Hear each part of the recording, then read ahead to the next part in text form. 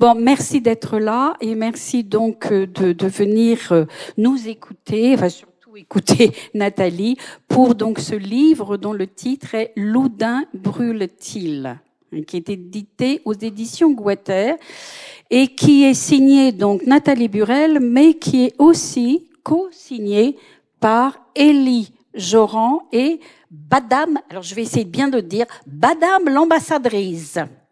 Alors, vous allez nous dire pourquoi, mais je voudrais d'abord que vous vous présentiez, Nathalie. Quel est votre parcours? Comment vous en êtes arrivée à ça? Et c'est pas péjoratif. C'est vrai que ce livre, il est assez original dans mon parcours d'écriture parce que d'habitude j'écris plutôt des nouvelles, donc des textes très courts. Et puis par ailleurs, je suis plutôt ancrée dans du quotidien. Je m'intéresse beaucoup aux violences intrafamiliales, aux violences faites aux femmes. Et là, c'est quelque chose finalement, même s'il y a une mort sur le bûcher, une empoisonneuse, c'est finalement beaucoup plus léger. Ça vous laisse une idée de ce qu'elle reste, mais voilà. Donc en fait, c'est votre métier. Vous êtes autrice? Non. Non, je suis enseignante. D'accord. En français?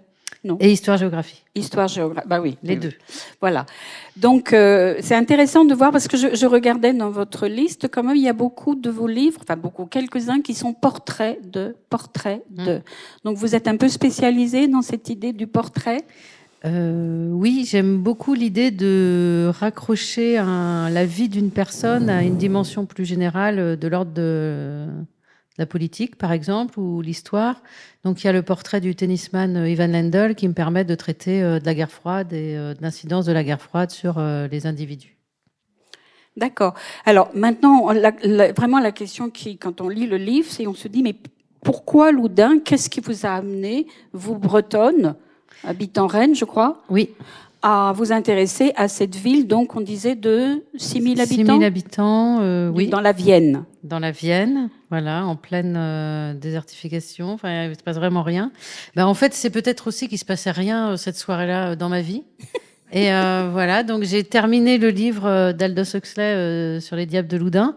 Et j'ai réalisé que c'était aussi la ville de Marie Bénard. Et j'ai essayé d'abord, ça a été le premier mouvement, de me dire comment une ville peut avoir été le lieu, l'espace de deux faits divers connus de manière internationale finalement. Et voilà, est-ce qu'il y a quelque chose qui pousse une ville à être le centre du crime? Oui, parce que ce qui est intéressant aussi, on le voit bien dans le titre, c'est que Loudun est le personnage du livre. Oui. Alors pourquoi ce titre Loudun brûle-t-il? En hommage au film. Voilà. Oui, voilà. Voilà. Donc, à travers cette, c'est parce que c'est une vraie traversée. Hein. J'ai eu l'impression, en lisant votre livre, que au centre il y avait une planète, Loudun, et qu'autour il y avait une constellation énorme de personnages, d'histoires. Alors, évidemment, Loudun, on en parlait tout à l'heure. Pour les gens de ma génération, ça fait partie de l'histoire commune. On connaissait Loudun, ça fait partie des choses qu'on a toujours entendues dans notre enfance, on savait pas trop pourquoi. On connaissait Marie Bénard, un mot qui nous disait quelque chose, l'empoisonneuse, plus connue que la Gégado, hein, alors qu'elle a quand même moins sévi, mais beaucoup plus connue que la Gégado. Et puis on avait vaguement entendu parler des possédés de Loudun, sans trop savoir ce que c'était finalement. Et donc vous allez nous parler au moins de ces deux personnages, parce qu'il y en a d'autres. Il y en a d'autres. Il y en a beaucoup d'autres. C'est quand même assez étonnant que dans un lieu, on ait comme ça un rassemblement de personnalités connues, plus ou moins, mais dans cette petite ville de 6 000 habitants, dont on ne sait même pas trop où ça se trouve. Et on va continuer. Alors, vous avez le premier personnage qui vous a intéressé, donc c'est les possédés, à travers le livre d'Aldous Huxley. Oui, donc c'est le personnage du curé Urbain Grandier qui est accusé par Richelieu d'ensorceler des Ursulines. Bon, c'est une sombre histoire et politique et de jalousie féminine. Mais il y a cette idée tout de suite de se dire que le lieu commun, c'est que une ville peut s'emparer d'une rumeur et faire gonfler cette rumeur jusqu'à ce que la rumeur conduise au bûcher. Et finalement, avec Marie Bénard, il se passe la même chose, c'est-à-dire c'est une rumeur colportée par une maîtresse délaissée qui fait que cette femme devient l'objet des discussions de tout un village, et on se met après, sous cette impulsion-là, à collecter des informations à droite à gauche, d'autres ragots, d'autres on-dit. Je me dis, mais comment ça se fait que cette ville, est-ce qu'il y aurait, vous avez dit que la ville est un personnage, est-ce qu'on va pouvoir qualifier une ville comme on qualifierait un personnage de roman? Et donc de dire que Loudun, c'est une ville en proie à la rumeur, Loudun. Loudun, voilà. Est-ce qu'on peut qualifier le caractère, la psychologie d'une ville? Voilà, c'était ça qui m'intéressait moi à ce moment-là. Alors, ce qui est quand même assez remarquable dans votre livre, c'est qu'il n'est absolument pas linéaire, il n'est pas chronologique. C'est-à-dire, on ne démarre pas par l'histoire la plus ancienne des possédés de Loudun et puis on remonte l'histoire. C'est le style de votre livre, l'écriture est très, très, très singulière, particulière, originale.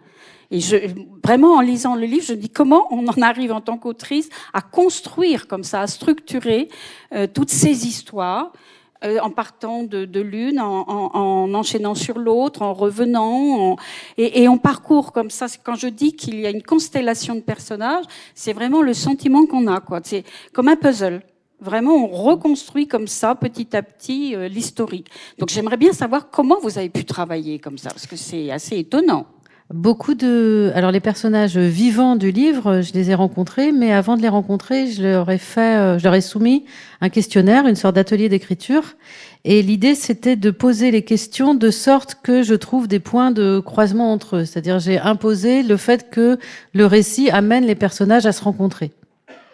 Et donc j'ai construit comme ça avec quel est votre lien avec Marie Bénard, votre lien avec René Monory, le lieu de la ville dans lequel vous vous promenez, et tout ça m'a permis de créer en fait une carte de la ville de Loudun, de disposer très pratiquement, pour vous répondre très pratiquement, ça implique d'occuper tout un mur en positionnant les différents éléments, et essayer de trouver ce qui va relier chaque personnage à l'autre. Oui, parce qu'on a quand même des rapprochements qui sont absolument sidérants. Par exemple, moi, il y a quelque chose qui m'a beaucoup marqué dans votre livre, c'est la façon dont vous rapprochez comme ça des choses qui sont très très éloignées. Tout d'un coup, on se dit tiens, Hollywood est tout près de Loudun. Voilà, c'est très. Alors voilà, parce qu'il y a un personnage dont vous allez nous parler. Oui, il y a une Miss Univers dont la sœur a épousé Vincente Minelli. Voilà, donc Vincente Minelli, Hollywood, voilà, Hollywood, Loudun. Et tout au long du livre, on a comme ça des formes de rapprochement. Oui, j'avais envie de garder ce que j'appelle moi des motifs dans l'écriture, et c'est-à-dire cette idée de la proximité, donc de Loudun à une poignée de main d'Hollywood, Loudun à une poignée de main de Bill Gates, voilà, c'est ça qui m'amusait, de montrer, de faire croire évidemment que cette ville complètement paumée et en plus délaissée puisse être exactement comme vous le dites au cœur d'un univers. Ah oui, une vraie, comme une espèce de feu d'artifice de personnages qui surgissent. Alors, on a parlé des possédés de Loudun. On peut peut-être un petit peu développer ce qui s'est passé. C'était au XVIIe siècle. Et avec un prêtre qui, lui, a été condamné au bûcher.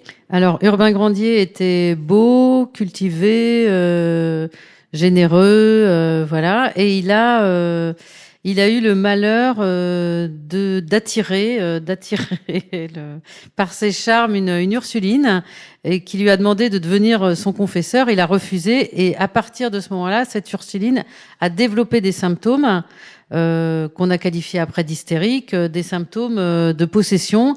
Et dans ces délires, elle disait c'est le prêtre, c'est le prêtre, c'est le prêtre. Et ça a permis à Richelieu de s'emparer de cette histoire et de faire condamner Urbain Grandier.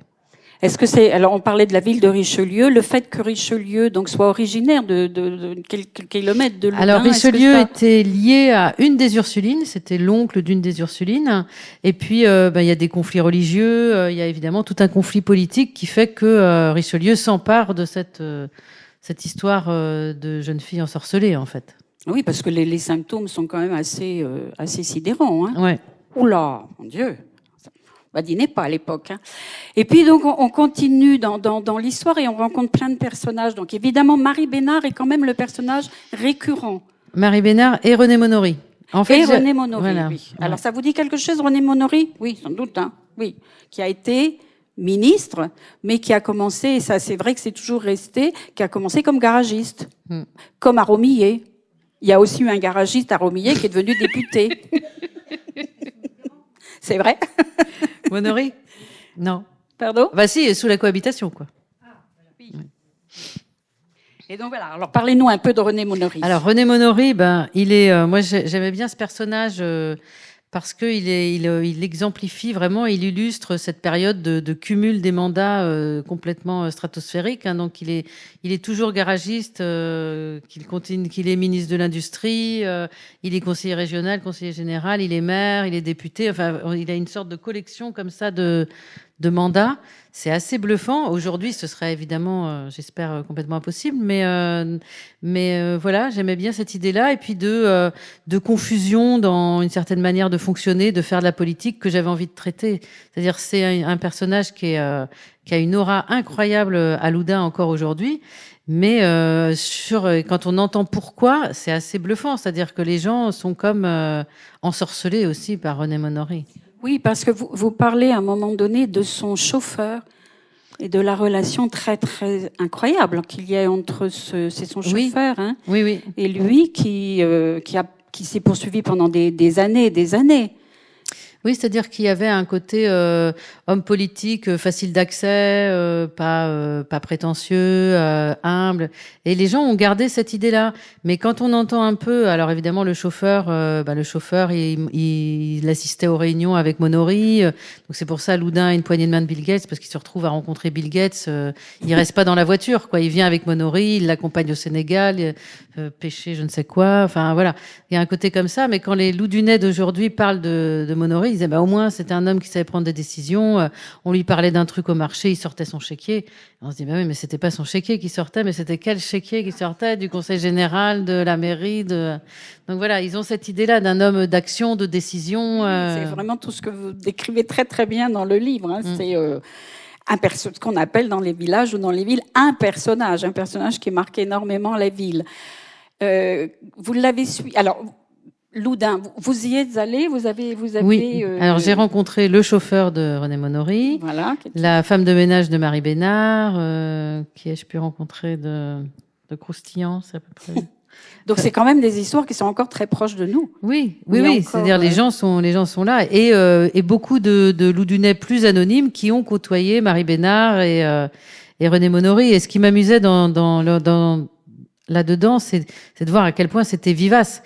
C'est-à-dire que quand je suis allée présenter le livre à Loudun, l'ambiance était électrique, quoi. De qui pensait encore que Marie Bénard était coupable et des histoires sur Monory. Il y a des gens qui ont voulu témoigner de manière anonyme dans le livre. Je me suis dit, c'est complètement absurde quand même pour ce dont il s'agissait.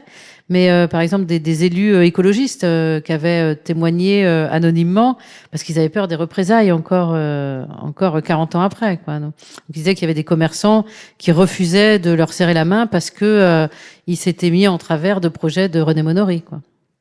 Donc oui, tout est encore assez vivace. Là, pour resituer un peu historiquement, Marie Bénard, c'est en 61, non, qu'elle a été accusée, je ne sais plus. Oui, c'est ça, 1961, qu'elle a été accusée donc d'avoir empoisonné son mari, enfin ses parents, des vieilles amies, tout un sa belle-sœur, une douzaine de personnes de sa famille et de son entourage proche. Oui. Oui, et dont elle avait hérité. En plus, parce qu'il y avait pas forcément. Pour certains, ça semblait douteux parce que tout d'un coup, elle se retrouvait à être l'héritière d'une femme ou de son mari, bien sûr.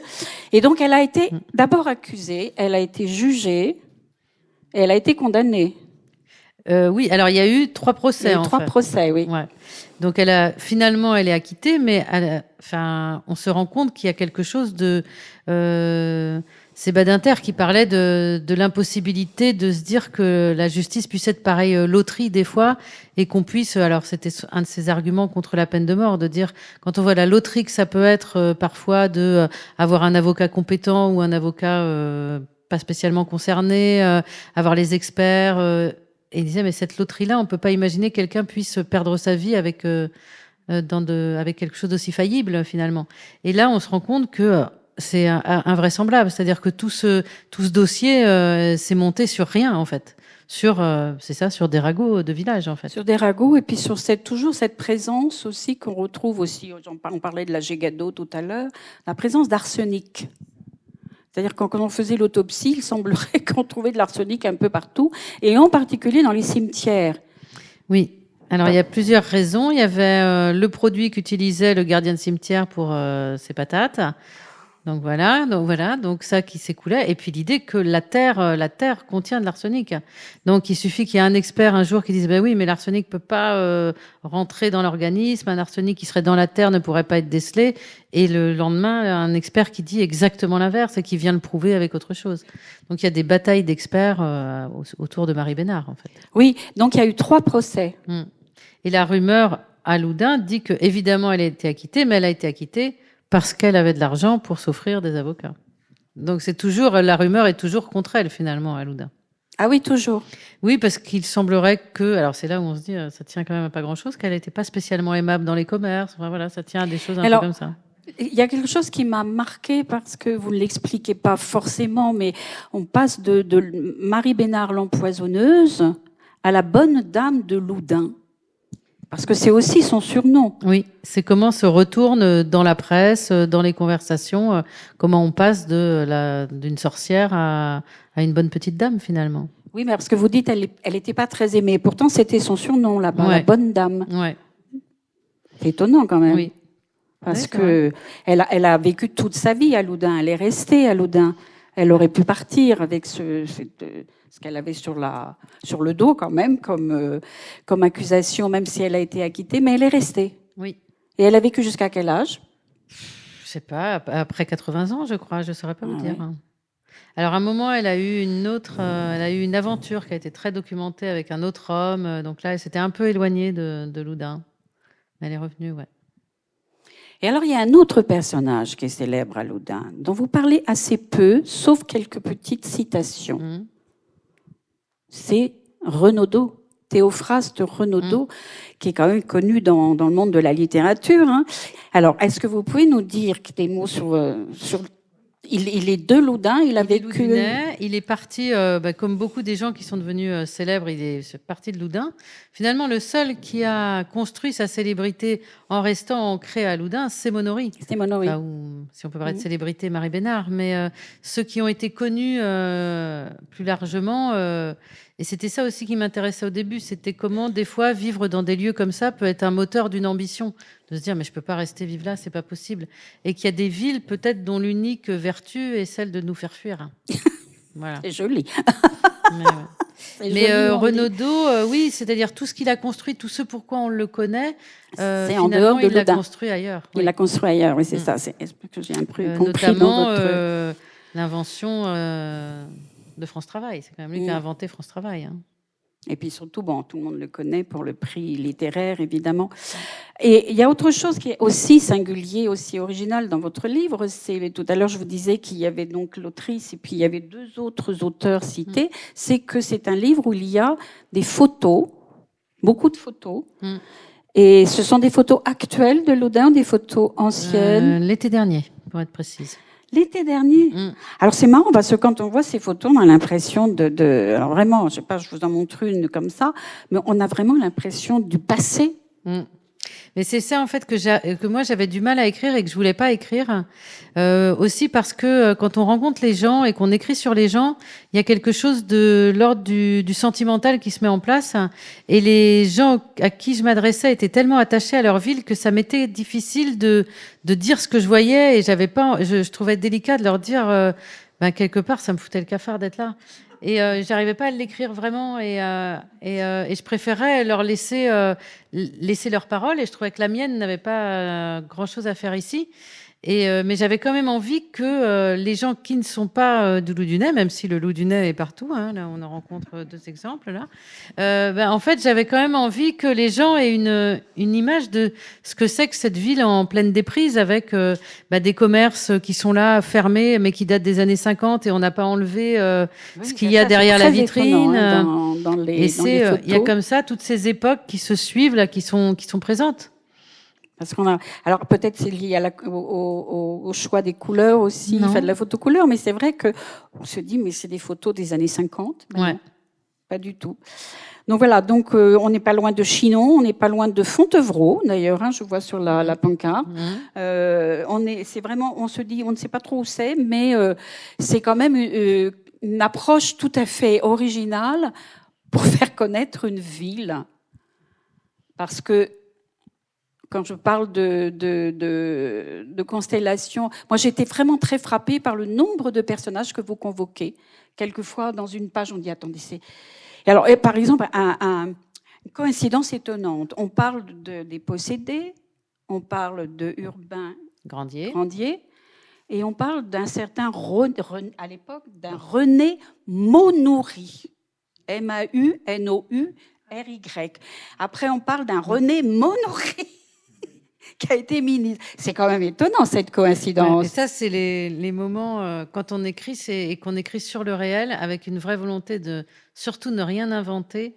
C'est des moments magiques, en fait. Et c'est là où on est complètement désolé que l'écriture soit autant un moment solitaire, parce qu'on a super envie de partager ça. Moi, j'avais l'impression d'être un chercheur d'or, quoi, d'avoir trouvé, quoi. C'était génial. C'était génial que ce type qui a massacré les testicules d'Urbain Grandier soit le quasi homonyme du garagiste de Loudun, président du Sénat. Je trouvais ça génial. Sur le coup, je me suis dit, alors, je rêve, je sais pas, attendez, René Monoury, ça s'écrit pas comme ça. Je me suis dit, c'est quand même incroyable comme coïncidence, hein, cette pratiquement homonymie de nom.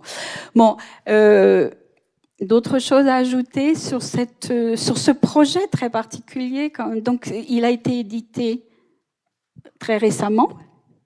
En novembre, je crois. En novembre. Ouais. Et ça vous donne envie de rebondir sur un autre une autre recherche? Alors si, parce que il y a un livre qui sort, un collectif qui sort au mois de mai, qui s'appelle Reine Noire, aux éditions Asphalte, auquel je participe, et qui là consiste à faire raconter une ville par des auteurs y séjournant, et de choisir un point de vue soit culturel, soit historique. Donc oui, quelque part, je continue à écrire sur une ville, mais non, j'ai pas l'intention d'en faire un métier. Mais non, là j'écris sur l'histoire de comment l'histoire de la violence peut se transmettre en fait. Ah. Voilà, comment la soumission vient aux femmes. Voilà, et que que c'est souvent une accumulation de bourreaux qui font qu'on finit par rencontrer son bourreau définitif. Donc c'est plus orienté sur la violence faite aux femmes. Oui, qui est quelque chose que j'ai travaillé dès le premier livre que j'ai publié il y a plus de 20 ans maintenant. Mais c'est vraiment quelque chose que j'ai envie de traiter. Puis à un moment, j'ai cru que j'avais assez écrit sur ce sujet. Et puis je me dis, on n'a pas écrit sur un sujet tant que le problème n'est pas réglé. Ah bah voilà. Oui.